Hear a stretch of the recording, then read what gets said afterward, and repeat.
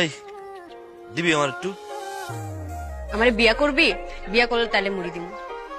বিয়া করতে পারবো না, তুই দিবি? আমার আগে আই লাভ ইউ কর, তারপরে করবি। ওটা খামো না, তোরা বিয়া করবো না সেমরি।